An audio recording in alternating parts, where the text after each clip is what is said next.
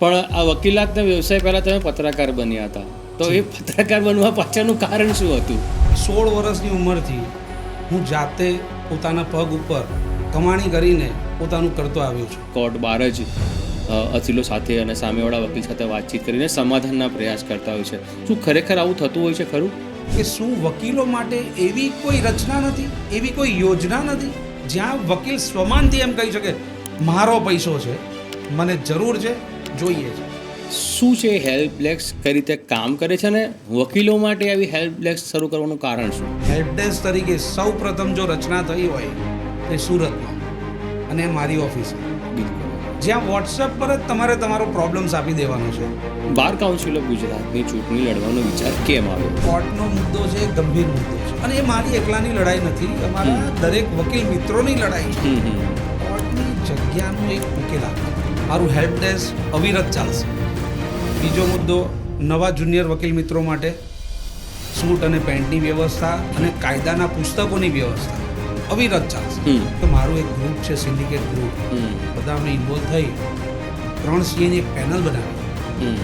એની ઉપર હાલ પણ વર્કઆઉટ ચાલી રહ્યું છે કે મિનિમમ ઇનપુટ અને મેક્સિમમ આઉટપુટ આપણા વકીલ મિત્રોને કઈ રીતે આપી શકાય. મારી પાસે આજે પણ નંબર ઓફ ડેટા છે.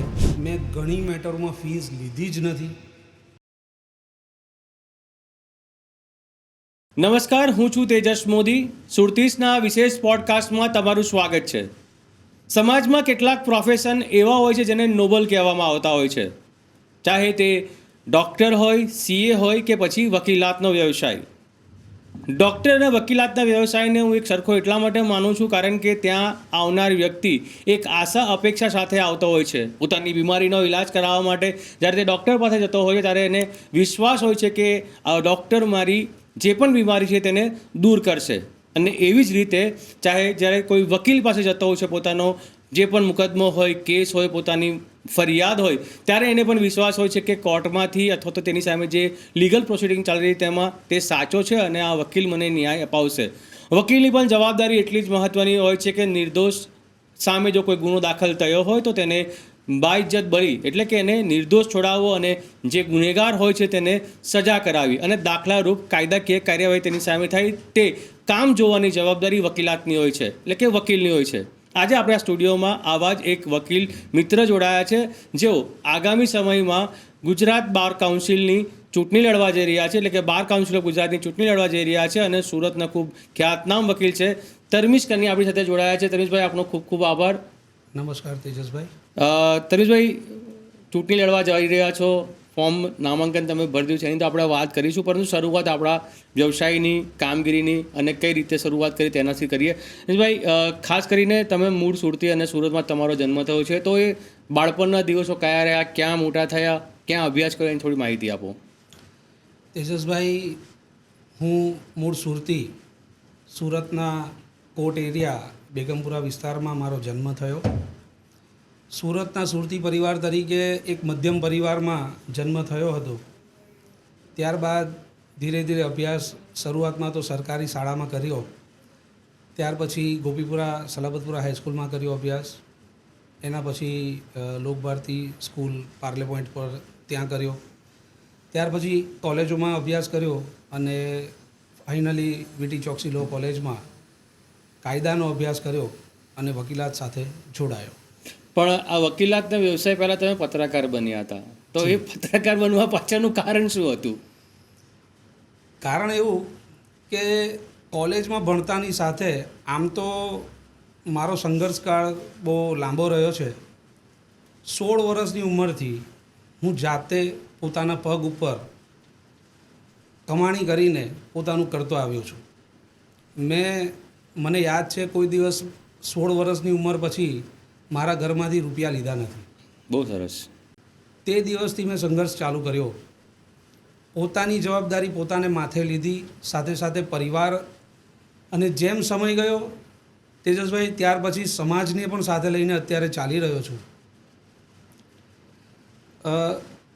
અભ્યાસ પૂર્ણ થતાં કોલેજના સમયમાં જ્યારે એક નવયુવાન લોહી જે કહેવાય તે સમયે ઇલેક્શન ને આ ને તે બધું જ્યારે અમે કરતા હોય ત્યારે એક પત્રકાર મિત્ર સાથે મુલાકાત થઈ અને એની સાથે સાથે અમે પત્રકારત્વમાં જોડાઈ ગયા અને આ રીતે એક પત્રકારત્વની મારી પણ એમાં પણ પત્રકારત્વ એટલે કોઈ નાનું પ્રોફાઇલ નથી.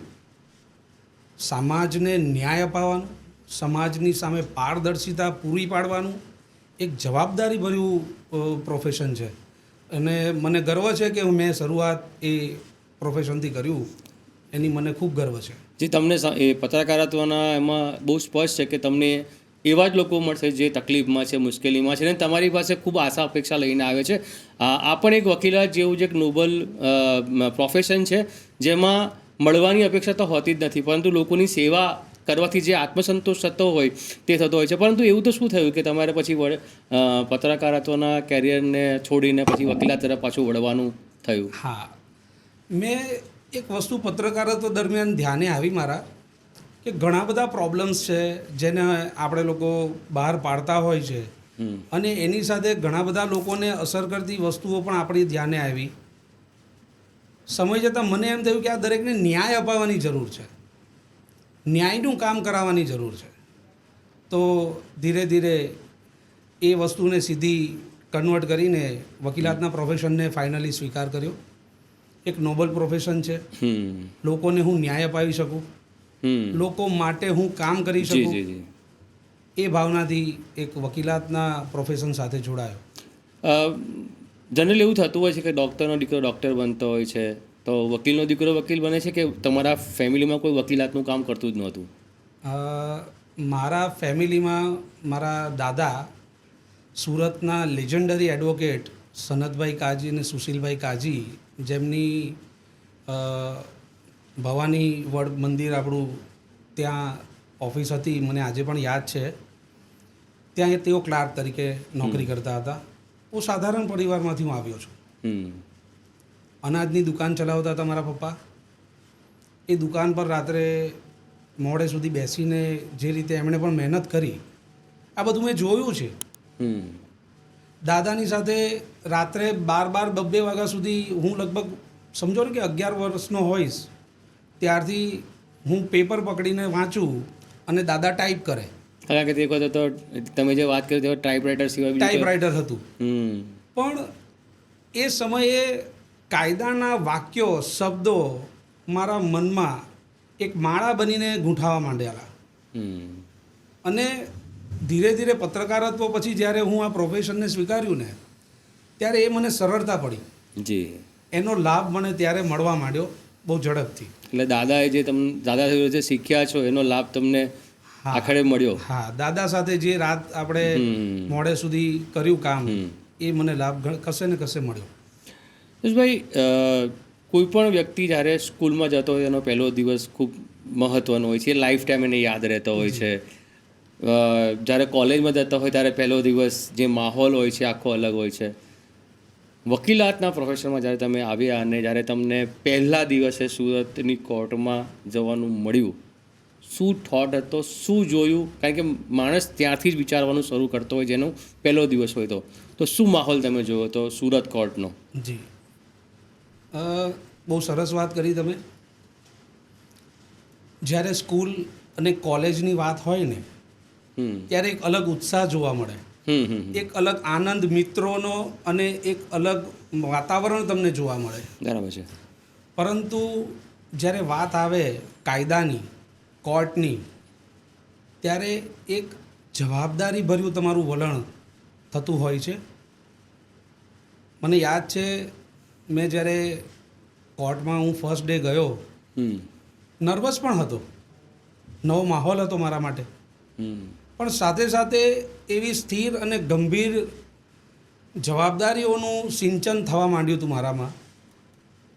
મને એવી આશા હતી કે ત્યાં જે કોઈ પણ વાતાવરણ છે એક નોબલ વ્યક્તિઓ માટે છે. અહીંયા કોઈ એવી વાતો ચાલશે નહીં કે જે આપણે સ્કૂલ અને કોલેજમાં કરતા હતા. ધીર ગંભીરતા જોઈએ. એટલે ધીર ગંભીર જે આપણે કહ્યું એવું જ એક વાતાવરણ હતું. પણ તે વખતે અમારા સિનિયર્સ અમને ખૂબ સપોર્ટિવ, આજે પણ ખૂબ સપોર્ટિવ અમારા સિનિયર્સ અમને. અને જે રીતે અમને કાયદાના રસ્તા ઉપર કઈ રીતે ચાલવું વળવું ઘણી બધી વસ્તુઓ અમને એમણે માર્ગદર્શન આપ્યું. એ તમામ સિનિયર્સનો આજે પણ હું દિલથી વંદન કરું છું. જો તેઓ એ દિવસોમાં અમારી સાથે એ રીતે ના રહ્યા હોય તો અમે કદાચ આ લેવલ પર ના આવી શક્યા હોય. પણ ખૂબ અલગ અને કહું ને જવાબદારી ભર્યા વાતાવરણનું સિંચન કે થવા માંડ્યું હતું આપણે. અચ્છા, અનેક વર્ષોથી તમે વકીલાતના પ્રોફેશન સાથે જોડાયા છો. અનેક જીવનમાં એવા ચડાવ ઉતાર આવ્યા હશે, કેસો આવ્યા છે તમારી પાસે. તો આ કેસો જ્યારે તમારી પાસે આવતા હોય છે, કોઈ અસીલ આવતો હોય છે, તો કેટલી ગંભીરતાથી એને સાંભળવો પડતો હોય છે? ખૂબ સરસ વાત. વકીલાતના પ્રોફેશનમાં આમ તો પ્રોફેશનમાં ડૉક્ટર, વકીલ અને જ્યોતિષ જી, અસીલોએ પૂરેપૂરું ઓપન જ થઈને કહેવું પડે એવી વાત છે. કોઈ છટકબારી જો એ લોકો પોતે છુપાવે તો કેસને ઘણી બધી અસર થઈ જાય. કેસોને બારીકાઈથી સમજવાની પહેલેથી જ્યારે મેં શરૂઆત કરી, દરેક મારા અસીલને મેં ખૂબ જ સહજતાથી સાંભળ્યો છે અને એને એવું ફીલ નથી થવા દીધું કે તું બહુ સિરિયસ મુદ્દા પર છે. મેં એને હંમેશા હળવો રાખ્યો છે. કાંઈ વાંધો નહીં, ટેન્શન નહીં લે, થઈ જશે. એક આત્મવિશ્વાસની સિંચન મેં મારા અસીલોમાં શરૂઆતથી જ કરતા ચાલ્યા આવવાનું એક વલણ મેં રાખેલું. અસીલોને પૂરેપૂરું સાંભળું, એમના કાગળોનો પૂરેપૂરો અભ્યાસ કરીએ, ત્યાર પછી એમને 100% આત્મવિશ્વાસ જાગે એવું એમને બતાવીએ કે ભાઈ તમે થોડી ધીરજ રાખો, થઈ જશે. અસીલો મારી પાસે જે અસીલો આવ્યા છે ને, 99% અસીલો મારા એવા હતા કે જેની પાસે પૈસા ખર્ચવાની એ તાકાત નહોતી ને મેં એવા અસીલોને વગર પૈસે શરૂઆત કરાવી ન્યાય અપાવવાનું કામ કર્યું છે. મારો સવાલ બીજો પણ તમે એ સવાલમાં જવાબ આપી દો એટલે મારો એક સવાલ ઓછો થઈ ગયો. કારણ કે એવું હોય છે, જી, દરેક વ્યક્તિ એટલો પૈસાદાર નથી હોતો, તકલીફમાં હોય છે તો જે ડૉક્ટર પાસે અથવા તો વકીલ પાસે જતો હોય છે. અને એવું કહે છે બહાર, તમે જો કે વકીલની ફી તો બહુ હોય ભાઈ, એક હિયરિંગના 5-6 લાખ રૂપિયા લેતા હોય છે, એવું બધા વાતો કરે છે, સાંભળેલી વાતો છે. તો ખરેખર જ્યારે કોઈ વ્યક્તિ આવે, જે તમારા અનુભવના આધારે તમે મને એનો જવાબ પણ તમે જ આપજો કે કોઈ એવો વ્યક્તિ આવે કે જેની પાસે ખરેખર પૈસા નથી અને તમને કેસ લડવાનું કહે, એને કઈ રીતે તમે સાંભળતા હો છો અને કઈ રીતે એને વિશ્વાસ અપાવતો કે ના તું ચિંતા ન કર, પૈસા અત્યારે મહત્ત્વ નથી, તને ન્યાય મળે તે મહત્ત્વનું છે? મારી પાસે આજે પણ નંબર ઓફ ડેટા છે. મેં ઘણી મેટરોમાં ફીસ લીધી જ નથી. આજે પણ એવા વ્યક્તિઓ સાથે હું ટચમાં પણ છું. એ લોકો મારી સાથે ઘણા ફેમિલિયર પણ થયા છે. એક બીજી વાત, ફેમિલી મેટર આવે જેમાં પારિવારિક સંબંધોની ઉપર આવે, લગ્નના જે મેટરો આવતી હોય છે, મેં આજ દિન સુધી 1 રૂપિયો લીધો નથી. Not a single. ઇવન મારે ત્યાંથી કોઈ કોર્ટ ફી વપરાઈ હશે યા કોઈ સ્ટેમ્પ વપરાયો હશે, એનો પણ મેં આજ દિન સુધી 1 રૂપિયો લીધો નથી. અમુક મેટર એવી હોય કે તમારે સમાજને લગતું કામ કરવા માટે કરવી પડે, એને માટે ફક્ત પૈસા ના જોવાય. ફેમિલીમાં ડિસ્પ્યુટ છે, ફેમિલીમાં પ્રોબ્લેમ્સ ચાલે છે, એવી ઘણી મેટર્સ આવે, એના જતા કરવા પડે. એમાં આશા ન રખાય. એમાં નવું માર્ગદર્શન એક અસીલને મળે, એને એક આત્મસંતોષ મળે એવી ભાવના જોવાય. આ બધું પણ એક સામાજિક રીતે હું એવું માનું કે વકીલોની ફરજ છે. તમે જે રીતે વાત કરી કે તમે 1 પણ રૂપિયો ફી નથી લીધી કેટલાક કેસોની અંદર, તો ઘણા કિસ્સામાં મેં એવું સાંભળ્યું છે કે વકીલ મિત્રો એ પણ પ્રયાસ કરતા હોય છે કે આવી મેટર હોય અથવા તો ફેમિલિયર મેટર હોય અથવા તો એવું હોય કે જે લોહીના સંબંધવાળી હોય અને કોર્ટ સુધી પહોંચી હોય, અને એવા કેસમાં વકીલ મિત્રો ઘણી વખત કોર્ટ ન જવાની બહાર જ કોર્ટ બહાર જ અસીલો સાથે અને સામેવાળા વકીલ સાથે વાતચીત કરીને સમાધાનના પ્રયાસ કરતા હોય છે. શું ખરેખર આવું થતું હોય છે ખરું? જી 19 વર્ષની પ્રેક્ટિસમાં શરૂઆતથી અમારી પાસે પણ આવા કેસો આવ્યા છે. ફેમિલીની અંદર ભાઈ ભાઈના ઝઘડા હોય, ભાઈ બહેનના ઝઘડા હોય. અમારી પાસે જ્યારે આવી કોઈક મેટર આવે ને, સૌ પ્રથમ અમારો પ્રયાસ એવો રહ્યો છે અને મેં ઓલવેઝ એવું કીધું છે, મેટરનો અભ્યાસ કર્યા પછી પહેલી મારી વાત આવી હોય કે જો તમારો ભાઈ તમારી બેન માની જતી હોય તો તમે એમાં પ્રયાસ કરો. હું પોતે પણ ઘણી જગ્યાએ સંકળાયેલો હોઉં છું. હું મારી રીતે પહેલાં પોતે પણ ટ્રાય કરું કે ભાઈ આ પતી જતું હોય તો પૂરું કરો, અમારે કંઈ આમાં લેવા દેવા કરવી નથી. પણ પછી સરવાળે જે આપણે ત્યાં આવ્યો છે એને ન્યાયની અપેક્ષાએ આવ્યો છે, એટલે એ ન્યાય માટે કદાચ જો ના પતે તો અમારે આગળ વધવું પડે. પણ એવા એક બે કિસ્સા થયા છે કે જે શરૂઆતમાં કહેવાથી પૂરા થઈ ગયા છે, એટલે એવું પણ થાય. એટલે કહી શકાય કે સામાજિક જવાબદારી, અને હું એવું માનું છું કે આ સામાજિક જવાબદારી જ છે કે આ રીતે ડિસ્પ્યુટ થયો હોય તેનું સમાધાન થઈ જાય તો ઉત્તમ વસ્તુ છે. આપણે શરૂઆતમાં ચર્ચા હમણાં પણ આપણે વાત કરી, વકીલ એક એવો સમાજનો છે, ખરેખર એની સામાજિક જવાબદારી ઘણી બધી છે. ન્યાય પ્રણાલિકાઓ છે, કોર્ટ છે, આ દરેક પોતાની એક પ્રક્રિયાના ભાગરૂપે કાર્યરત છે. એની અંદર મુદ્દાઓ મૂકવાનું, એની અંદર જે પ્રેઝન્ટેશન કરવાનું વાત છે, પોઝિટિવ દિશામાં થાય છે કે નેગેટિવ દિશામાં થાય છે, એ વકીલો ઉપર આધાર રાખે છે. બિલકુલ. આવા સમયે હું એવું માનું છું કે વકીલ જો પોઝિટિવલી દરેક કેસમાં ચાલે તો સમસ્યાઓનું નિરાકરણ ખૂબ સરળ થઈ શકે.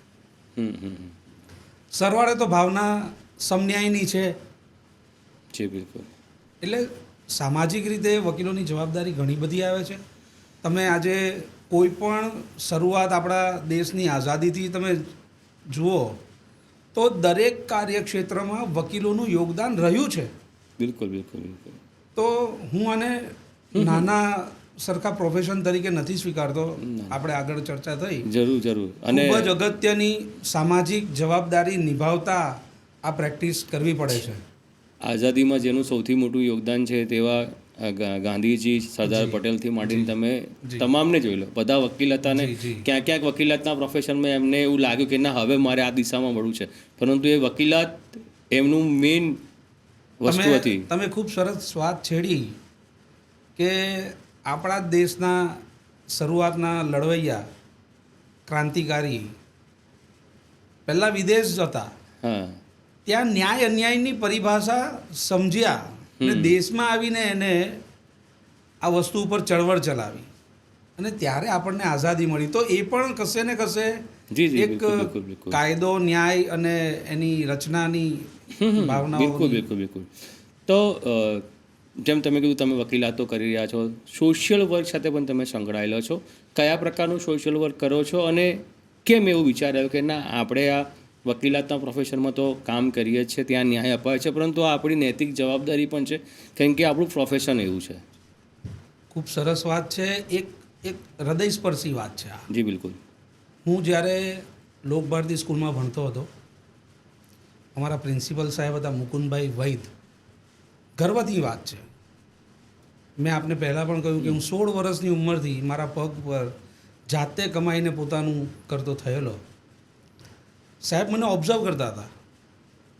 હું પૈસા ખર્ચતો, હું જે રીતે રહેતો, જે મારી શબ્દો હોય ત્યારથી. સાહેબે એકવાર મને ખરેખર પર્સનલી બોલાવ્યો ઓફિસમાં. મને કહે તું આ ઉંમરમાં આવી રીતે કયા તારા એટીટ્યૂડ છે, તારું આ રીતે કઈ રીતે તું છે એમ. એટલે મેં સાહેબને બહુ સહજ ભાવે ત્યારે કીધું કે સાહેબ હું જાતે જ છું જે છું તે અત્યારે. સાહેબે મારું બધું સાંભળ્યું ને પછી મને એવું કહ્યું કે એક ગરીબ છોકરો છે, તારે એની ફી ભરવાની છે. અરે વાહ. મેં કીધું સાહેબ હું શું કામ ભરું? એટલે સાહેબે મને એવું સમજણ આપી કે વિદ્યાદાન એ મહાદાન. બરાબર છે. અને ત્યારે એમનો એ મંત્ર ખરેખર મારા મગજમાં ઉતરી ગયો. એ કયા વર્ષની વાત તમે કરી રહ્યા છો? 1992ની. ઓહો. એ મંત્ર મારા ખરેખર મગજમાં ઉતરી ગયો. અને મેં એ છોકરાની તે વખતે ફી ભરેલી. ત્યાર પછી સમય, કોલેજ ને આ ને તેમાં આપણી પાસે કોણ એવું આવે ને કોણ આપણને એવું કહે કે આ કરવાનું. પણ જેમ જેમ સ્ટેબિલિટી આપણી થવા માંડી તેમ આપણે આ કાર્યને વધુ ને વધુ વેગવંતું કરવા માટે છેલ્લે 2013માં ન્યૂ સાંઈ લીલા ચેરિટેબલ ટ્રસ્ટની મેં રચના કરી. અને મને ગર્વ છે એ ટ્રસ્ટના થકી આજે પણ મેં અમારા સુરતના ઘણા વકીલ વિદ્યાર્થીઓની ફી ભરેલી છે. મારે જાહેર મંચ પરથી કોઈના નામ ન દેવાય. ના, બરાબર છે. આ સિવાય મેડિકલ ક્ષેત્રે પણ મારું એ ટ્રસ્ટ મદદ કરતું આવેલું છે. હા, એક મુદ્દો છે, હું કેશ નથી આપતો. બરાબર છે. હું ચેક આપું છું જે તે સ્કૂલ, જે તે સંસ્થા, જે તે હોસ્પિટલમાં. હા, બરાબર છે. અને 2 મોમેડન દીકરીઓના, મુસ્લિમ દીકરીઓ મેં કન્યાદાન કર્યા છે, જેના પણ મારી પાસે ડેટા અવેલેબલ છે. સામાજિક કાર્ય ધર્મ, જ્ઞાતિ, જાતિના ભેદભાવ વગર જ થઈ શકે. બિલકુલ બિલકુલ. જો તમારે સમાજનું કલ્યાણ કરવું હોય તો એક અલગથી મારી એક ભાવના વર્ષોથી મારા જે મનમાં એક કહેવાય ને કે બીજ સ્વરૂપે રોપાયેલી હતી એ આજે પણ અવિરત ચાલુ છે. તો પછી તમે જ્યારે કોર્ટમાં જોડાયા, કામગીરી શરૂ કરી, આ બધા વચ્ચે તમે એક હેલ્પ ડેસ્ક પણ શરૂ કરી છે. હા, શું છે હેલ્પ ડેસ્ક, કઈ રીતે કામ કરે છે ને વકીલો માટે આવી હેલ્પ ડેસ્ક શરૂ કરવાનું કારણ શું? જુનિયર વકીલ મિત્રોને આ ઘણું કામ લાગે એવી વાત છે. અમે તો જ્યારે જુનિયર તરીકે જોડાયા, અમારા તો સિનિયર્સ પણ ઘણા સારા અમને મળ્યા. હાલ પણ હું એવું નથી માનતો કે કોઈને એવી કંઈ બહુ મોટી તકલીફ હોય, પણ દરેકને દરેક વસ્તુ મળી જાય એ શક્ય નથી. બિલકુલ બિલકુલ બિલકુલ. તો ઘણા વકીલ મિત્રો ઘણીવાર સારા લોયર્સની તલાશ માટે હોય છે કે ત્યાં મારે જુનિયરશિપ કરવી છે. ઘણા અમારા સિનિયર્સ વકીલ મિત્રો એવી તલાશમાં હોય છે કે ભાઈ સારો જુનિયર્સ મને મળે. બિલકુલ બિલકુલ બિલકુલ. જુનિયર વકીલ મિત્રોને માટે અમદાવાદ જવા માટેના પ્રોબ્લેમ્સ, બાર કાઉન્સિલ ગુજરાતને લગતા કેટલાક પ્રોબ્લેમ્સ, અત્યારે નવું રિસન્ટલી તમે જુઓ, મારી પાસે આ હેલ્પ ડેસ્ક શરૂ કર્યા ને ત્યારબાદ 900 વકીલોએ મને સંપર્ક કર્યો છે. ઓહો. અને 900ના મારી પાસે ટેલિફોન ડેટા સહિતની માહિતી છે. આ તમામને કશે ને કશે મેં સંતોષ આપવાનું કાર્ય કર્યું છે. એમાંથી કેટલાકના મુદ્દા જે તે મંત્રીશ્રીને, જે તે વિભાગને આપણે સુપ્રત પણ કરી દીધા છે. પણ હાલ થોડો માહોલ જે અમારો જામ્યો છે ચૂંટણીનો, એ સંદર્ભે હું 6-3 પછી બાકીનું કામ પૂરું કરી દઈશ. આ રીતે સમગ્ર ગુજરાતમાંથી એક હેલ્પ ડેસ્ક તરીકે સૌ પ્રથમ જો રચના થઈ હોય તો એ સુરતમાં, અને મારી ઓફિસે. બિલકુલ બિલકુલ. જ્યાં વોટ્સએપ પર જ તમારે તમારો પ્રોબ્લેમ્સ આપી દેવાનો છે. ઓકે. 24 કલાકમાં એ પ્રોબ્લેમ સોલ્વ થઈ જશે. જો કોઈ એવો પ્રશ્ન છે કે જેને માટે થોડો સમય જાય એમ છે, તો એવા સંજોગે એ વકીલ મિત્રને ટાઈમ અને સમય, એટલે ટાઈમ અને ડેટ જણાવવામાં આવશે. જો તમને વાંધો ન હોય તો તમે હેલ્પ ડેસ્ક નંબર કહી શકો છો, કારણ કે ઘણા બધા વકીલ મિત્રો આ પોડકાસ્ટ જોશે અને કદાચ એમના ધ્યાન પર ન હોય મુદ્દો, અથવા તો માનો કે સુરત છે, બાજુમાં નવસારી આવ્યું છે, આ બાજુ ભરૂચ છે, વલસાડ છે, આ મિત્રો પણ કદાચ એમને ભલે સુરતની ના હોય પણ કોઈ મદદની જરૂર હોય તો તમે એ મદદ કરી શકો. આપણે સમગ્ર ગુજરાતના વકીલો આ હેલ્પ ડેસ્કમાં પોતાની પ્રશ્નો મૂકી શકે એવા આશયથી જ આ હેલ્પ ડેસ્ક શરૂ કર્યું છે. અને ઘણા વકીલ મિત્રોને આપણે એની ઉપરથી મેસેજ પણ કરી જ રહ્યા છે.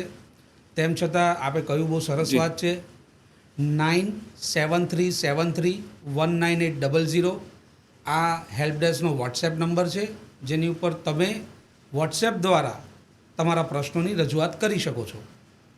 જે રીતે તમે કહ્યું કે હેલ્પ ડેસ્ક શરૂઆત કરી છે, આ જે પણ પ્રશ્નો હોય છે એવા કયા પ્રશ્નો, આપણે નામજોગ નથી પણ મારે સમજવું છે કે વકીલ મિત્રોની બી સમસ્યા છે, એટલા માટે હું પૂછવા માગું કે ઘણા કચવાટ અનુભવતા હોય કે હું આ પ્રશ્ન કહું કે ના કહું, કેમ કે હું વકીલ છું, જી જેમ કે પત્રકાર કે ડૉક્ટર પોતાની સમસ્યા નહીં કહી શકતો હોય એ રીતે કોઈ મિત્ર હોય તો એકાદ બે મુદ્દા તમે કહી શકો જેથી કરીને એમને પણ ખ્યાલ આવે અને એમને પણ કોઈ પ્રશ્ન હોય અથવા તો એમની કોઈ મૂંઝવણ હોય તો તમે એનું નિરાકરણ કરી શકો અથવા તમારી ટીમ એને નિરાકરણ કરી શકે તો તમે કહી શકો છો કયા પ્રકારની મદદ કરતા હોય છો.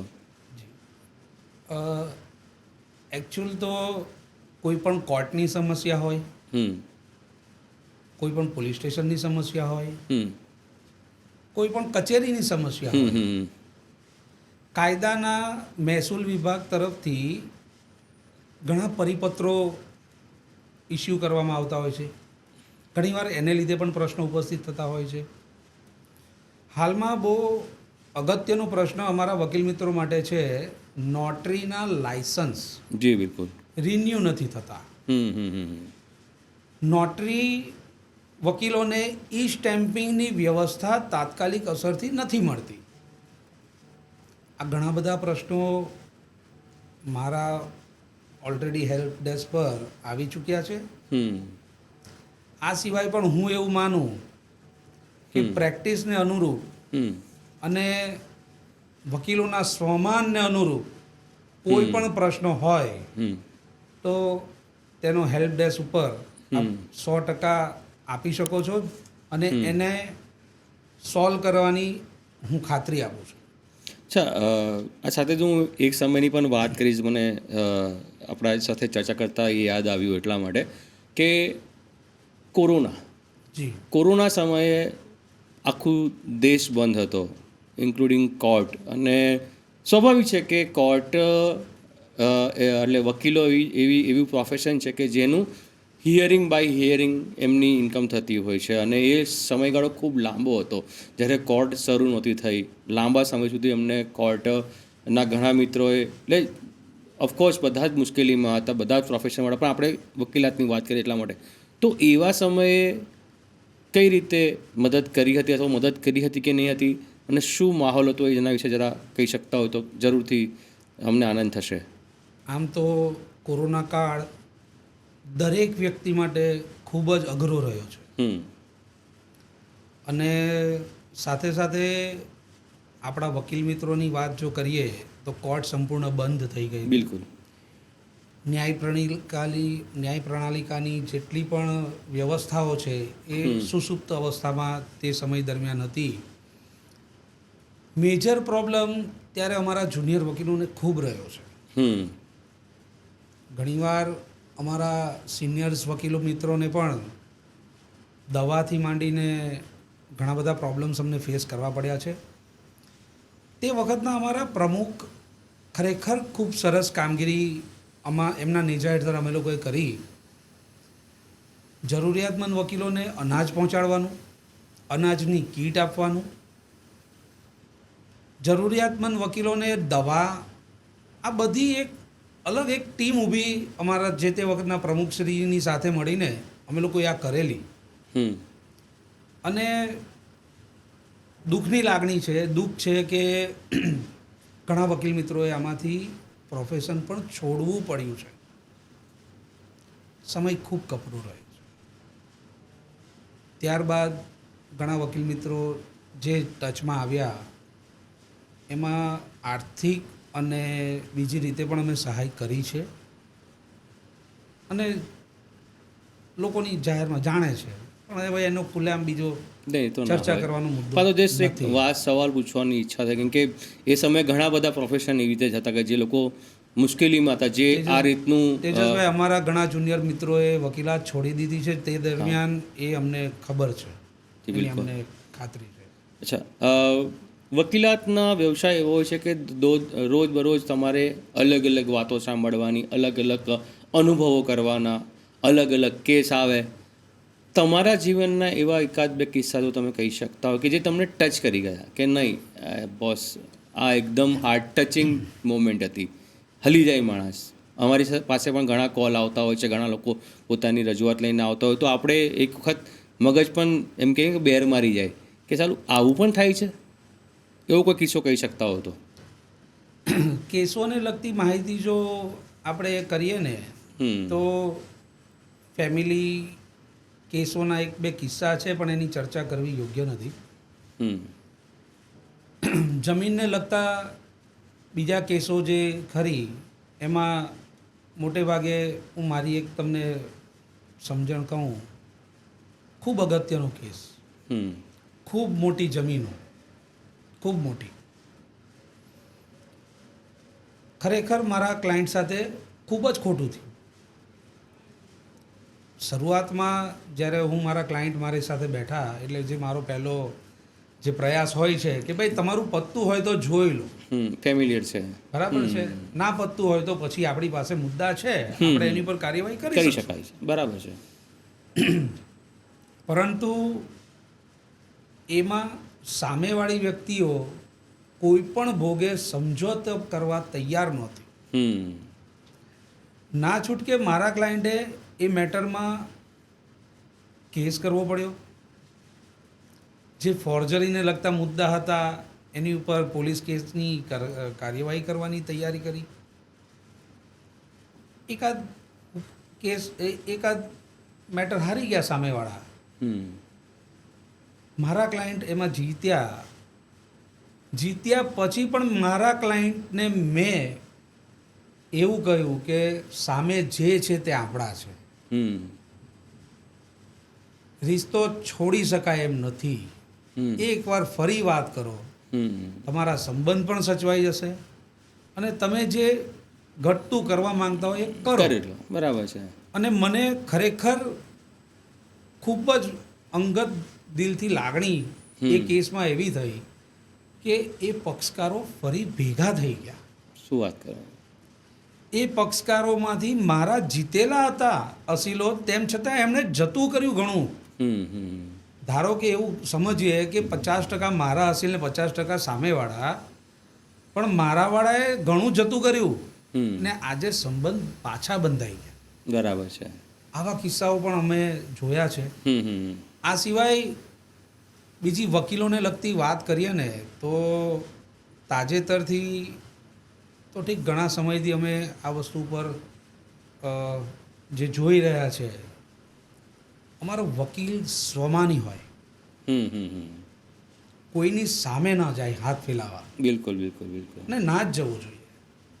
આજે વકીલાતનું પ્રોફેશન લોકોને ન્યાય અપાવે, સામાજિક જવાબદારી પૂરી કરે, એ લાચાર ના હોય કોઈ દિવસ. બિલકુલ બિલકુલ બિલકુલ. એનામાં કોઈ દિવસ લાચારી ના હોય. પણ દુઃખની લાગણી, દુઃખ થાય, આપણને દુઃખ થાય એ રીતે કે જ્યારે આવા પ્રોફેશનનો વ્યક્તિ પોતાની ઉપર આવી પડતી મુશ્કેલી પોતાના વકીલ મિત્રને નથી કહી શકતો. મારા એક મિત્રની વાત કરીએ તો 2-3 વર્ષ પહેલાંની જ વાત છે. એક વકીલ મિત્રને ગંભીર બીમારી થઈ. મને ખબર પડી, આપણે સહજ રીતે એમની સાથે વાત કરી કે હોય તારો મિત્ર છું, મને કોઈ તકલીફ નથી ને હશે તને કહીશ 100%. ત્યાર પછી થોડા સમય પછી એમનો મેસેજ અમારા કોર્ટના ગ્રુપમાં ચાલુ થયો. એમનો નહોતો, અમારા એક મિત્રએ મૂક્યો કે 100 વ્યક્તિને તકલીફ છે ને આપણે એને મદદ કરવાની છે. મને તરત હૃદય મારું હલી ગયું. મેં કીધું આ શું છે યાર? મેં તને ડાયરેક્ટ ફોન કર્યો, મેં તને ડાયરેક્ટ વાત કરી, મેં એને ફોન કર્યો, મેં એને કીધું કેમ ભાઈ, મેં તને કીધું તું ને કે મેં નથી કીધું. એણે એ મેસેજો ડિલીટ કરાવ્યા.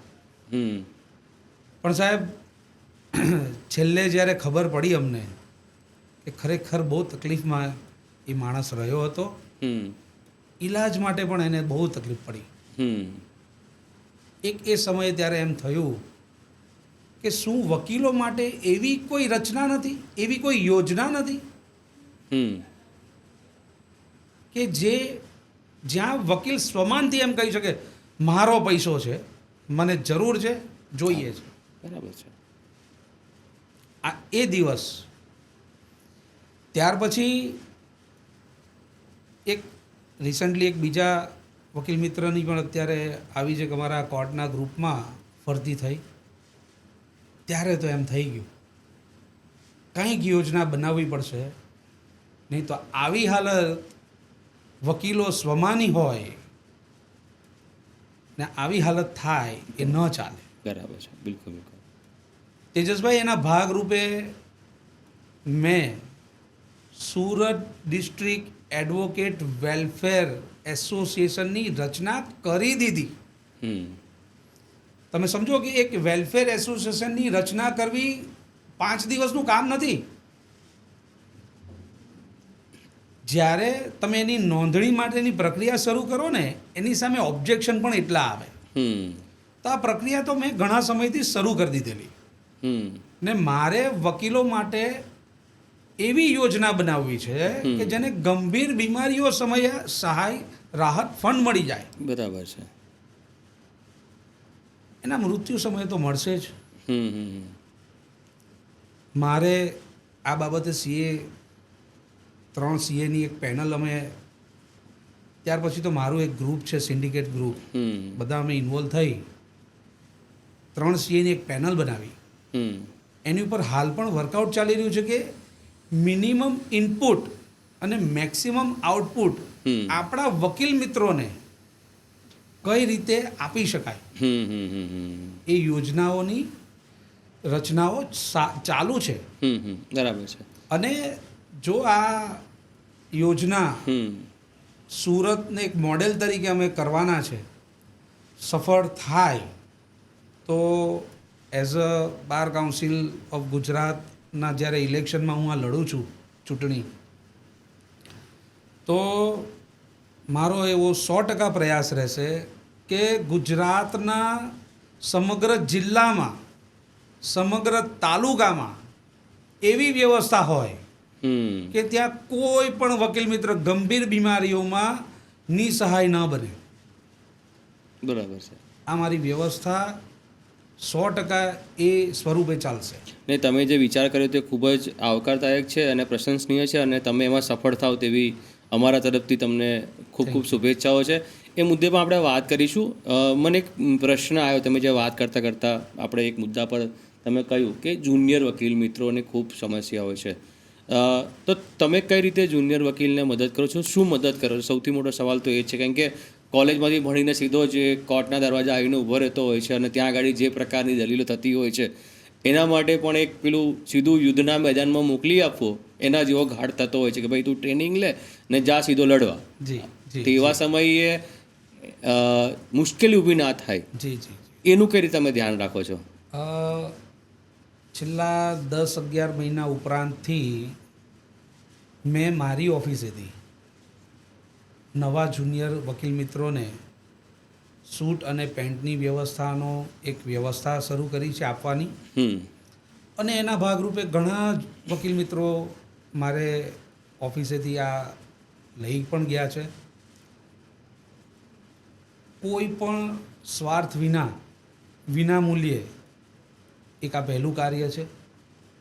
બીજું કાર્ય, હવે પછી દર વર્ષે એ જ બીજા જે નવા જુનિયર વકીલો આવશે એને અવિરત, કોઈ બાદ નહીં,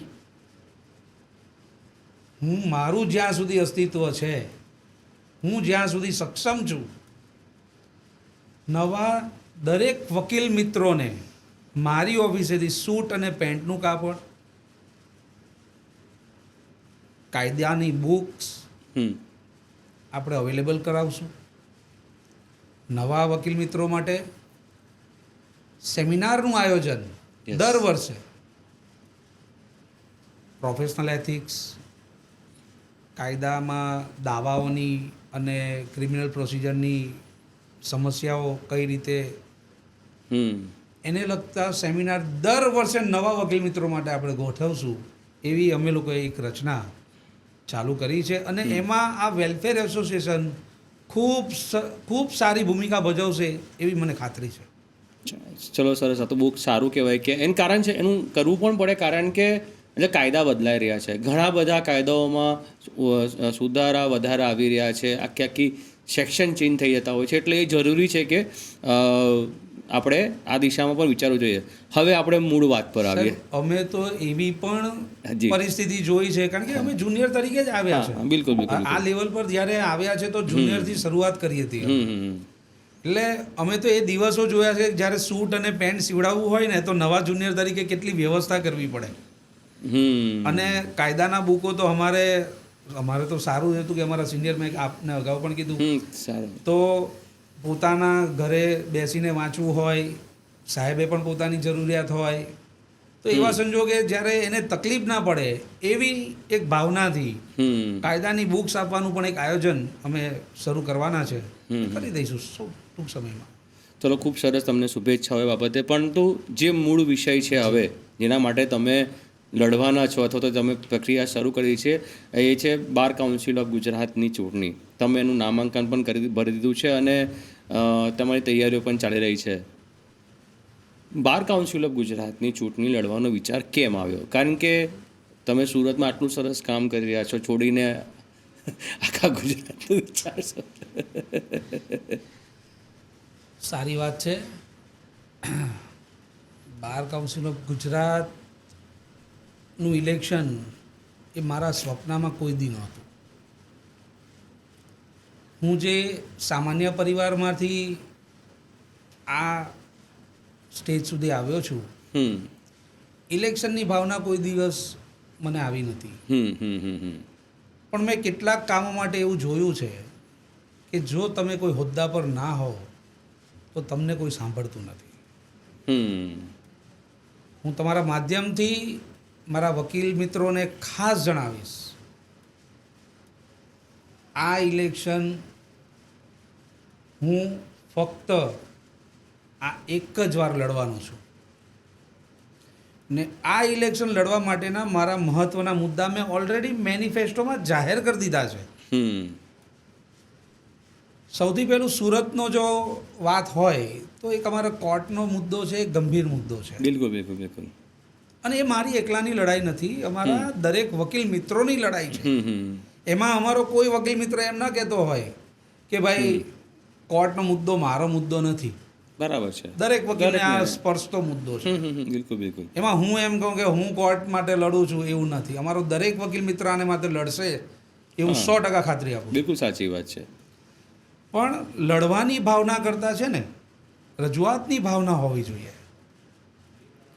તમારે કંઈક લેવું છે તો તમારા સંપર્કો એવા હોવા જોઈએ કે તમે ત્યાં બેસીને વાત કરી શકો.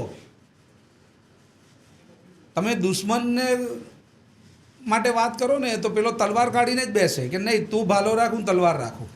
હા, બરાબર છે. તમારે સાથે બેસીને સમજાવવું પડે. એક ટેબલ પર બેસીને ડાયલોગ કરવા પડે, વાત કરવી પડે. જી. જી, બિલકુલ બિલકુલ. ને મને એવી ખાતરી છે કે આ પ્રયોગમાં હું સફળ થઈશ. મારે હું બહુ મોટી વાત નથી કરતો, પણ એટલીસ્ટ હું એટલું તો માનું છું કે હું આ રજૂઆત પ્રોપર જગ્યાએ, પ્રોપર સમયે, વ્યવસ્થિત રીતે રજૂ કરી શકીશ એની મને ખાતરી છે. એટલે એક તો મારો ખાસ એજન્ડા આ રહેશે કે કોર્ટની જગ્યાનું એક ઉકેલ આવી જાય. બરાબર છે. સારી વસ્તુ છે અને જરૂરી પણ છે. અને હું એવું માનું છું કે 2 વર્ષમાં આવી જશે. મારાથી હું જો કદાચ આવી જાઉં ને તો હું 2 વર્ષમાં આનું 2 વર્ષ એટલે સમય લાગે દરેક પ્રક્રિયાઓમાં. નહીં, પણ એક એજન્ડા સેટ થઈ જશે અથવા તો એક નિર્ણય આવશે કે શું કરવું છે એ બાબતનો. બીજો મુદ્દો હું એવું માનું છું, સમગ્ર ગુજરાતમાં તાલુકા અને જિલ્લા સ્તરે ઘણા બધા વકીલોને આ પ્રોબ્લેમ હશે બીમારીઓનો. વેલફેર ફંડ, મૃત્યુ સહાય, ઘણા બધાને પ્રશ્ન હશે. હું વકીલ છું, મારું ફેમિલી કોર્ટ અને બીજી કચેરીઓથી એટલું પરિચિત નથી હોતું. બરાબર છે. આપ સમજો, અમારે એવું કરવું છે કે સુરતનો વકીલ સુરતમાંથી મળી જાય. શું કામ એણે કશે જવું પડે છે? શું કામ? એને એનો હક મળવો જોઈએ. એક ભાવના. ગંભીર બીમારીઓમાં એ એકદમ જો આજે તમે સમજો કે તમે હોસ્પિટલના ચક્કર ખાશો કે તમે પેમેન્ટ માટે બીજે ચક્કર ખાશો, બરાબર છે. એવા સંજોગે પોતાના બાળને હમ. પોતાના શહેરમાં હમ આ વ્યવસ્થા મળી રહે હમ હમ હમ. આવી રચના હમ. દરેક જિલ્લામાં બરાબર છે. દરેક તાલુકે થાય હમ એવી પણ એક અમારી ભાવના છે. અને એને માટે મેં આપને કહ્યું કે સુરત ડિસ્ટ્રિક્ટ એડવોકેટ વેલફેર એસોસિએશનની રચના હમ અમે સુરતમાં કરી દીધી છે. હમ એની પર વર્કઆઉટ છે, કાર્યરત ટૂંક સમયમાં થઈ જશે. બરાબર છે. પણ આ વખતે તો માહોલ એવો છે કે ઘણા બધા તમારા જ મિત્રો જે તમારી સાથે દરરોજ તમને મળતા હશે અથવા તો કોર્ટમાં ભેગા થતા હશે, ચા નાસ્તો કરતા હશે, તમામ મિત્રોએ પણ આ વખતે લિસ્ટ ઘણું લાંબુ છે બાર કાઉન્સિલ ઓફ ગુજરાતના સુરતના ઉમેદવારોનું. તમારા જ મિત્રો છે, કઈ રીતે લડશો આ વખતે? હા, એ એક પરિસ્થિતિ એવી આવીને ઊભી છે જેને માટે અમારા સિનિયર્સ વકીલ શ્રીઓએ એક મહેનત તો કરી, જી જી જી જી. પરંતુ કોઈક સરવાળે એક એવા ઉમેદવારની અંદર ભૂમિકા એવી આવી કે એમણે એનું ઓબ્જેક્શન કર્યું. હું મારી પર્ટિક્યુલર વાત કરું ને તો મેં સ્પષ્ટ રીતે એ કમિટીની સામે સહી અને સંમતિ કરી દીધી કે સુરતના હિતમાં હા અને સુરત બારના હિતમાં હા.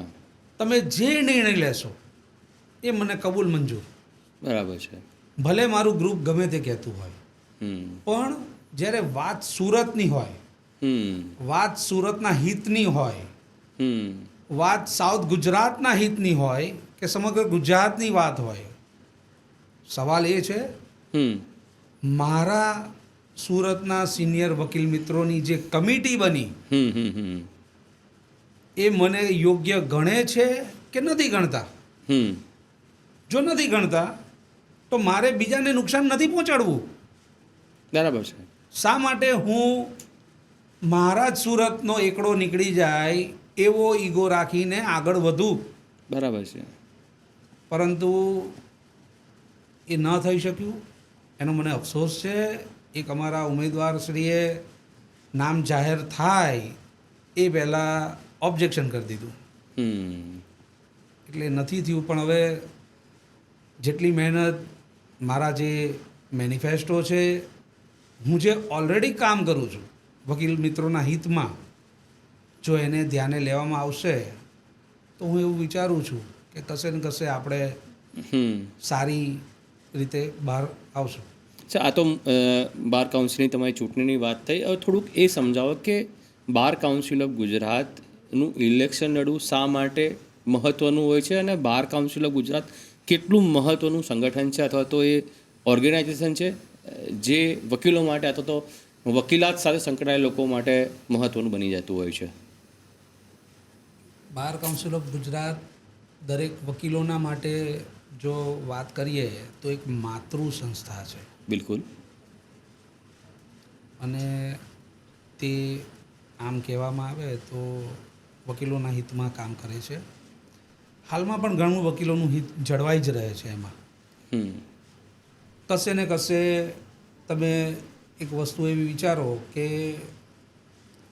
જૂની સિસ્ટમ અને નવી સિસ્ટમની વાત છે, આમાં કોઈ ખરાબ છે કોઈ સારું છે એવી કોઈ વાત નહીં. હમ અમારા જૂના સિનિયર વકીલ મિત્રો જે એમાં કાર્યરત હતા એ ખરાબ છે એવી કોઈ આમાં ભાવના નથી. બરાબર છે. પણ નવા વિચારો સાથે જી. નવી તકલીફો સહન કરનારાઓની એક નવી વ્યવસ્થા થાય. બરાબર છે. જૂના વકીલ મિત્રોએ પણ ઘણી મુશ્કેલો સહન કરી છે હા હા. અને તેઓ પણ જ્યારે બારનું નેતૃત્વ સંચાલન કરતા આવ્યા છે તો એમને પણ પોતાની રીતે એક અલગ બાર કાઉન્સિલ ઓફ ગુજરાતને અલગ લેવલ આપ્યું જ છે.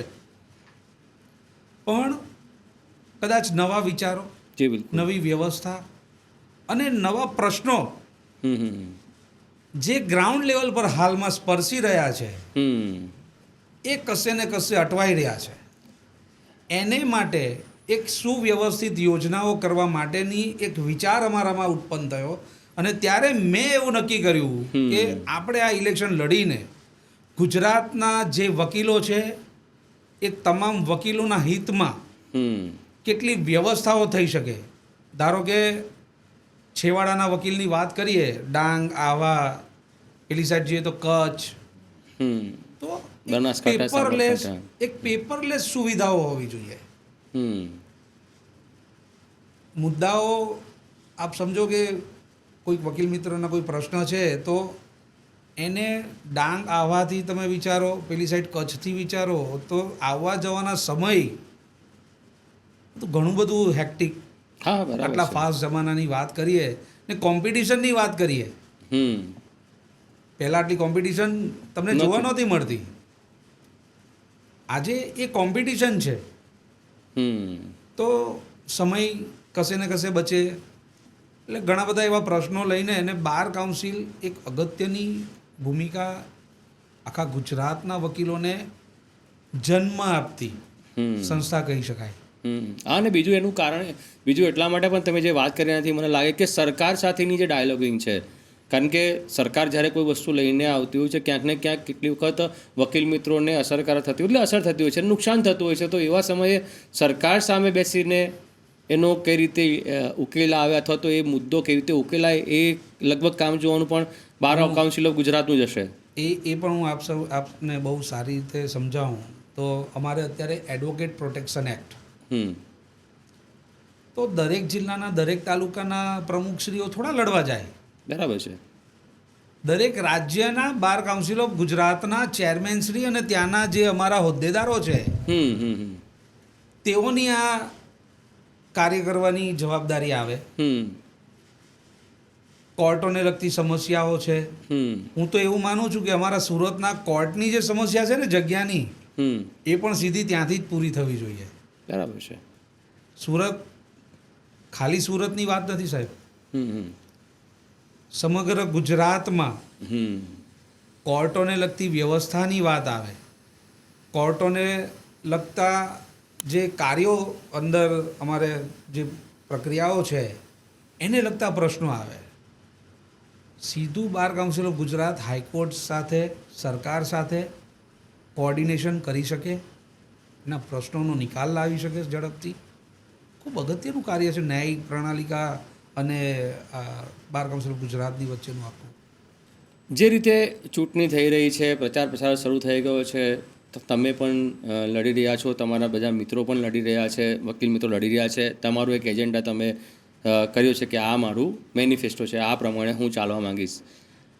ઘણા બધા વકીલો અત્યારે અસમંજસમાં હશે કે કોને વોટ આપે, કારણ કે એક જ વ્યક્તિ ચૂંટાઈને જવાનો છે, પ્રેફરન્સ વોટ એક જ છે સુરત માટેનો, અને આ વખતે લગભગ 10 થી 12 ઉમેદવારો છે. શું તમે કહેવા માંગો છો તમારા મિત્રોને જે મતદાર છે? સુરતના અમારા વકીલ મિત્રો કે જેઓ આમાં મતદાર છે બાર કાઉન્સિલ ઓફ ગુજરાતની ચૂંટણીમાં, આમ તો બધા જ વકીલ મિત્રો છે. હું તો એવી ભાવનાથી ચાલું, અગાઉ પણ એક ઇલેક્શનમાં મારો અનુભવ એવો રહ્યો છે કે ઘણા બધા મારી સાથે નહોતા, પણ છતાં મેં એના બીજા જ વર્ષે કોઈની સાથે કોઈ રિવેન્જ નહીં, કોઈ મતભેદ નહીં, સીધો સપોર્ટ કોઈકને કરવાનો હોય તો સીધો કરી દીધો છે. કોઈ દિવસ મેં આંતરિક મતભેદ રાખ્યો જ નથી. હું તરત એનાથી, ઇલેક્શન છે, એક પર્વ છે, બરાબર, મનાવો. તમે પણ વકીલ છો, હું પણ વકીલ છું, એક જ એમાં બેસવાનું છે કાલે, ને આપણે શું અંદર મતભેદ રાખવા? મનભેદ તો હું વિચારતો જ નથી કોઈની સાથે. મતભેદની વાત હોય પણ એ પણ શું કામ રાખીને ચાલવું. બરાબર છે. હું ઓલવેઝ એ ભાવનાથી ચાલ્યો છું. ઇલેક્શન છે, પતી ગયું, કોઈ મારી સાથે હતો નહીં હતો કોઈ લેવા જ નથી. વાત છે જો 12 જેટલા લોકો ઊભેલા છે, મને એવું ખ્યાલ છે કોઈ પણ ઉમેદવારે વકીલોના હિતમાં હું જેટલા મુદ્દાઓ લઈને ચાલું છું હાલમાં, એવા કોઈ મુદ્દા આજ દિન સુધી મને જે ખબર છે કોઈએ જાહેર કર્યા નથી. ઘણે અંશે મેં આપને કહ્યું, મારે ત્યાં જે વકીલ મિત્રો આવે છે મને મુલાકાત માટે, એ વકીલ મિત્રો સાથે મેં 10-10 મિનિટ વાતો કરી છે. એ લોકોના વિચાર જાણ્યા છે, ગ્રાઉન્ડ લેવલેથી સમજો છું. મારી ઓફિસે અત્યાર સુધીમાં 1100 જેટલા વકીલ મિત્રો મને મુલાકાત કરી ચૂક્યા છે. જી. મારી પાસે એમનો ડેટા છે. મેં એ લોકો સાથે 10-10 મિનિટ ચર્ચા કરી છે. મને એ લોકોના પ્રશ્નો સીધા ખબર છે. બરાબર છે. અને એમાંથી કેટલાક મુદ્દાઓના મુખ્ય મેં કાઢીને આ મારો મેનિફેસ્ટો બનાવ્યો છે. હું ચોક્કસપણે માનું છું કે જે વ્યક્તિઓ મારા મુદ્દાને સમજશે ને એ ચોક્કસ દિશામાં વોટિંગ કરશે. અહીંયા વાત સુરતની છે, સાઉથ ગુજરાતની છે, સુરતના પ્રતિનિધિત્વની છે. અહીં વાત કોઈ ગ્રુપની નથી, કોઈ વ્યક્તિની નથી. અને વકીલ સમાજ એટલો સમજદાર વર્ગ હોય છે ને, એને એટલી તો સમજ પડે જ છે કે શું સુરત ડિસ્ટ્રિક્ટ બાર એસોસિએશનની ઇલેક્શન છે અને શું બાર કાઉન્સિલ ઓફ ગુજરાતનું ઇલેક્શન છે. એસડીબીએનું ઇલેક્શન હોય ને તો ઠીક છે, અમે અંદર અંદર મિત્રોને મોટા જોવા માંગીએ તો અમે કહી દઈએ હા ભાઈ તું ઊભો રહે, તું ઊભો રહે. આ તો બાર કાઉન્સિલ ઓફ ગુજરાત, જેણે સમગ્ર ગુજરાતના વકીલ મિત્રોના સારા કાર્યો કરવાના છે. આ ફક્ત સુરતનો મુદ્દો નથી કે સુરતનું કામ થશે, આનું કામ થશે. નહીં, કામ થશે તો સમગ્ર ગુજરાતના વકીલોનું થશે. હા, કોઈક સંજોગે જેમ આપણે અત્યારે ચર્ચા કરીએ કે મોડેલ સ્વરૂપે આપણે અહીંયા કોઈ યોજના શરૂ કરીએ છીએ, પણ જો એ સક્સેસફુલ રહે તો સમગ્ર ગુજરાતમાં એને લાગુ કરવાની. જી બિલકુલ. વકીલ મિત્ર અમારો સમજે જ છે અહીંયા વ્યક્તિનું હિત જોવાનું નથી, ગ્રુપિઝમ નહીં ચાલશે. હું ચોક્કસપણે માનું છું સુરતનો વકીલ એટલો નાસમજ નથી, એ 100% સમજે છે કે શું સારું. પહેલું, નીડર હોવો જોઈએ, બોલવામાં સક્ષમ હોવો જોઈએ, બધી રીતે સક્ષમતા માપે તે માપદંડ વકીલ મિત્રોને ખબર જ હોય છે. અને હું એવું માનું છું કે મારા જે મુદ્દા છે એ મારા સૌ વકીલ મિત્રોને ચોક્કસપણે કશે ને કશે સ્પર્શતા હશે. અને જો એવું હશે તો મારો વકીલ મિત્ર યોગ્ય સ્થાને જ વોટ આપશે, એની મને ખાતરી છે, એવો વિશ્વાસ છે.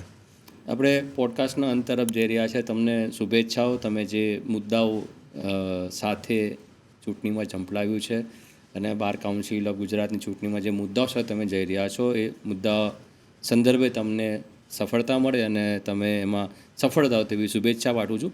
પરંતુ એક જ્યારે એન્ડ છે ત્યારે મારે એક સવાલ છે કે હું જોઉં છું ઘણી વખત વીટી ચોકસી લો કોલેજ તરફથી આપણે આવતા હોય ત્યારે ઘણા દીકરાઓ દીકરીઓ લોનો અભ્યાસ કરે છે, બીજી સંસ્થાઓ પણ કરતા હોય છે. તો ઘણી વખત એવું લાગે કે આટલા બધા વકીલોની ખરેખર સમાજમાં જરૂર છે. અને એટલા માટે થાય છે કે આવ્યા પછી શું, કારણ કે લોનો અભ્યાસ કરવો એ આખી વસ્તુ અલગ છે, પરંતુ જ્યાં તમારે એ લોનો અથવા તો કાયદાની વસ્તુને પ્રક્રિયાના પોતાના જીવનમાં ઉમેરવાની છે, એની સાથે ચાલવાનું છે, એ આખું પાર્ટ અલગ છે. તો જુનિયર મિત્રોને તમારા આટલા વર્ષના અનુભવ, તમારો પહેલો દિવસ અને આજનો દિવસ, એ અનુભવથી તમે જુનિયર મિત્રોને શું કહેવા માંગશો? શું સલાહ છે તમારી? હવે આ એવો પ્રશ્ન તમે પૂછો ને તેજસભાઈ કે કેટલાક જુનિયર મિત્રોને તો એવું થશે કે સલાહ આપવી સારું કામ છે. એ તો છે જ એમ, પણ લોકો સચિનને સલાહ આપતા હોય છે જે પોતાના ફળિયાની અંદર પહેલા બોલે આઉટ થતો હોય છે ને, એ મેચ ચાલતી હોય ને ત્યારે સચિનને સલાહ આપી શકે છે, ધોનીને સલાહ આપી શકે, એટલે સલાહ આપવામાં કોઈ વાંધો નથી, તમે બોલી શકો છો. પણ હું ચોક્કસ બોલીશ, કહીશ. હું મારી વાત કરું ને, વકીલાતમાં આવ્યાના 18 વર્ષ તો અમે કયું ઇલેક્શન વકીલાતના ક્ષેત્રમાં થાય છે, શું કરે છે, કોણ શું કરે છે, અમે એમાં પડ્યા જ નથી. અચ્છા. અમારો કોઈ મિત્ર કહે કે ભાઈ આને આપવાનો, અમે આપી આવીએ. બરાબર છે. સાહેબ, સામાન્ય પરિવારમાંથી આવ્યા પછી વકીલાતના ક્ષેત્રને પોતાનામાં પચાવવો પડે. કાયદાને પચાવવો પડે અને એક સ્ટાન્ડર્ડ ઓફ લેવલ બને. હું એટલીસ્ટ એવું માનું કે તમારો મિનિમમ 10 વર્ષની પ્રેક્ટિસ તમારી એવી હોવી જોઈએ કે જેમાં લોકો તમને સાંભળતા થવા જોઈએ. બરાબર છે. અને પછી જો તમે આ વકીલોના હિત માટે કંઈક કરવા માંગો, પોતે સ્ટેબલ થઈ જાઓ, પોતે કંઈક બની જાઓ. સીધું આવીને મારે વકીલોના હિતમાં કામ કરવું છે એટલે ચૂંટણી લડી લેવી છે, પણ શું યાર, પહેલાં તમારું આપણું પોતાનું હિત કરો યાર. બરાબર છે. આ કદાચ મારા વકીલ મિત્રોને ન ગમે એવો મુદ્દો હશે, પણ હું આને દ્રઢપણે ચોક્કસ રીતે એવું કહેવા માંગીશ કે મિત્રો, તમે આ ક્ષેત્રમાં આવ્યા પછી પોતાની કારકિર્દી બનાવો, એક અલગ સ્થાન બનાવો. લોકો તમારી પાસે આવશે, તમને સાંભળશે. વકીલોના માટે તમે સેવાના કામ ત્યાર પછી કરી જ શકવાના છો.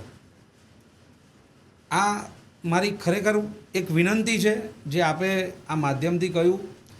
આપે એવું પણ કહ્યું કે ઘણા બધા વકીલો જોવા મળે છે કોલેજમાં ભણતા ને આ તે, પણ દરેક આ ક્ષેત્રમાં આવી જાય એવું નથી હોતું. ઘણીવાર મેં ઘણા મિત્રોને એવા પણ જોયા છે કે ખાલી કાયદાનું જ્ઞાન લેવું છે.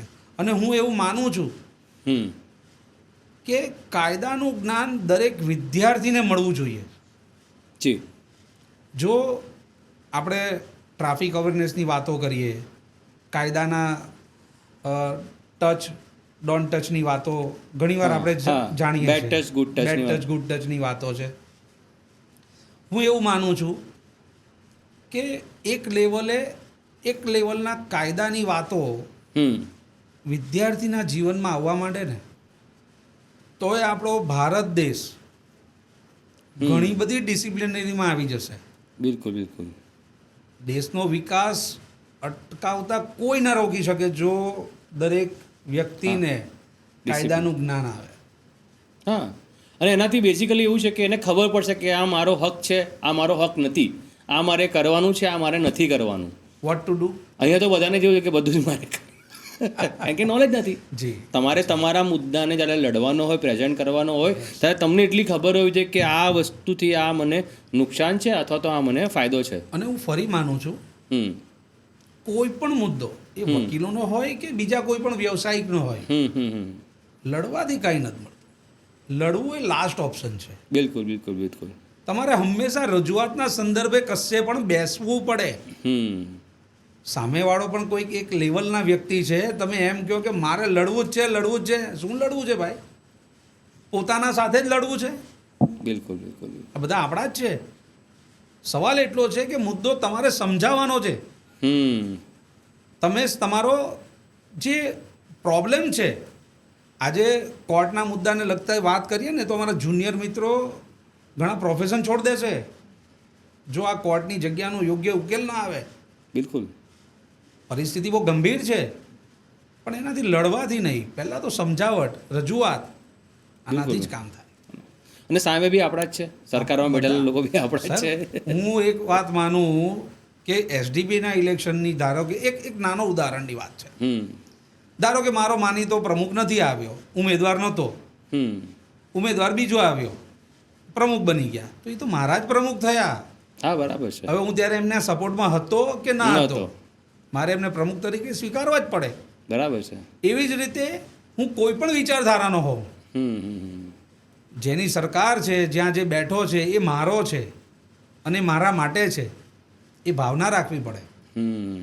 બેસો એટલે બધું જ મળે, લડો એટલે સંઘર્ષ મળે. બરાબર છે. ના, સાચી વાત છે. અને સંઘર્ષ ક્યારેક ક્યારેક નુકસાનકારક હોય છે, તે એવી હિસ્ટ્રી પણ છે, એવો ઇતિહાસ પણ છે. તમે અમારા પોડકાસ્ટમાં જોડાયા, ખૂબ સરસ વાતો કરી, ઘણી બધી વાતો તમારા પોતાના વિશે કીધી. જે મુદ્દાઓ છે, કદાચ સુરત શહેરના લોકોને આ મુદ્દાઓ ખબર પણ નહીં હોય. વકીલ મિત્રોના જે મુદ્દાઓ છે, કોર્ટનો મુદ્દો છે, કારણ કે એમને કોર્ટ સાથે સીધું કંઈ સંબંધ જ નથી. બરાબર છે. એટલે ઘણી વખત એવું લાગતું કે આ વકીલો શા માટે આંદોલન કરતા હશે, પરંતુ દરેકની એક જવાબદારી હોય છે અને દરેકને એક તકલીફ હોય છે. જેનું નિરાકરણ લાવવું, એનું સમાધાન લાવવું એ જે તે વ્યક્તિ અથવા તેનું જે સંગઠન હોય છે તેની જવાબદારી હોય છે અને એ પ્રમાણે કરતો હોય છે. તમે જે બાર કાઉન્સિલ ઓફ ગુજરાતની ચૂંટણી લડી રહ્યા છો એના માટે તમને શુભેચ્છાઓ. તમારા મુદ્દાઓ જે તમે કયા વકીલ મિત્રોએ સાંભળ્યા, નિર્ણય હવે તમારા મિત્રોએ જ લેવાનો છે. 100%. હા, એટલે એ લેશે યોગ્ય. મુદ્દા યોગ્ય લાગે તો વોટ આપશે, એકડો આપશે. નહીં, પણ મારી એક સલાહ છે. જી સર. જો આમ તો હું એટલો બધો કેપેબલ નથી કે તમને સલાહ આપી શકું. પરિણામ જે આવે તે એને તમે સ્વીકારશો એ હું માનું છું તમારા જૂના અનુભવથી. જી સર. પરંતુ આ જે 2-3 મુદ્દા છે ને એ તમે કરતા રહેજો. એઝ અ પત્રકાર તરીકે, એક મિત્ર તરીકે સમજો તો, મિત્ર તરીકે, એક શહેરના નાગરિક તરીકે સમજો તો, પણ આ જે 2-4 મુદ્દા એ તમે કયા છે જે તમારું હું હેલ્પ ડેસ્ક તમને ચાલે છે. ખાતરી આપું છું, મારું હેલ્પ ડેસ્ક અવિરત ચાલશે. બીજો મુદ્દો, નવા જુનિયર વકીલ મિત્રો માટે સૂટ અને પેન્ટની વ્યવસ્થા અને કાયદાના પુસ્તકોની વ્યવસ્થા અવિરત ચાલશે. ત્યારબાદ વેલફેર એસોસિએશનની જે ઓલરેડી રચના થઈ ગઈ છે, હા. સમજો, મારે ઊભા રહીને કામ કરવાનું નથી. જી જી જી હું જીતું તો કામ કરવાનું છે એવી કોઈ ભાવના જ નથી આમાં. જી જી જી ઓલરેડી રચના કરી દીધી છે આપણે ના, ના, ના. અને ટૂંક સમયમાં આપણે એને કાર્યરત કરી દઈશું. જીતવું ન જીતવું, હા એટલું છે. જો આમાં જીતીએ ને તો કદાચ મજબૂત રીતે એ કાર્યો કરી શકીએ. જા બિલકુલ બિલકુલ. હોદ્દાનું એક મહત્ત્વ છે. મહત્વ છે. હોદ્દાનું એક મહત્ત્વ છે અને હકીકત છે. અને મને આનંદ થયો કે તમે મારી વાતને ગ્રાહ્ય રાખી અને જી જી જી.